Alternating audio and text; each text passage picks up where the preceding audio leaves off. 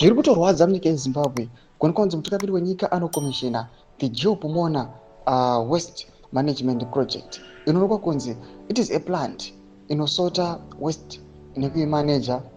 Zviitiko zvinoitika panguva ino patinoona kuti this Joe Pomona Waste Management iri kunzi ine maallegations akanyanyisa ecorruption, mathousands nemamillions emari dziri kunzi dziri kulutiwa nethat Joe Pomona scheme. Sana pina mashoko obuda panguva inoi vanhu vanyatsa kuona kuti aiwa panguva inoi zviri kurwadza munyika yeZimbabwe.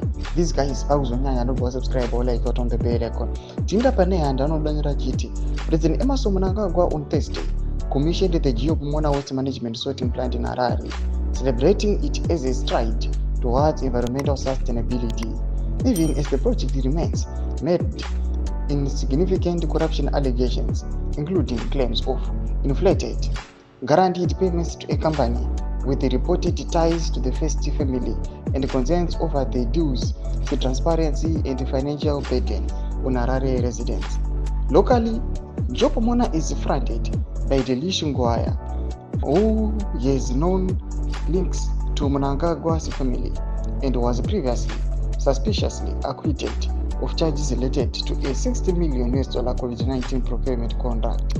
Ndomashika kuda panguva ino zvinzi aiwa kunyanya kuende vakomana vari kuinitiata nekufambisa Joe Pomona yacho vatoonekwa kunzi vanhu vagara nemaallegations ecorruption anosvika kuna na$60 million. Vakomana vane madues COVID-19 procurement. Panguva ino kuonekwa kunzi ndo vakomana again vari involved with this Joe Pomona. Kutongoonekwa kunzi vanhu vachatomboitrust kwangoonekwa kuti those people vakaita sana Ngwaya varimo with this Joe Pomona, vanhu vatoziva kuti aiwa hapasina kana, this is the end of the story, hapasina kana any future kana any benefit ingaita for the citizens. Vari kunoonekwa kunzi it is just a way to funnel mafunds. Mbudzi mafunguro enyu moti kudii pamusoro pechitiko ichi? Wabvina comment section medu mafunguro enyu, subscribe or like, totonga bell icon.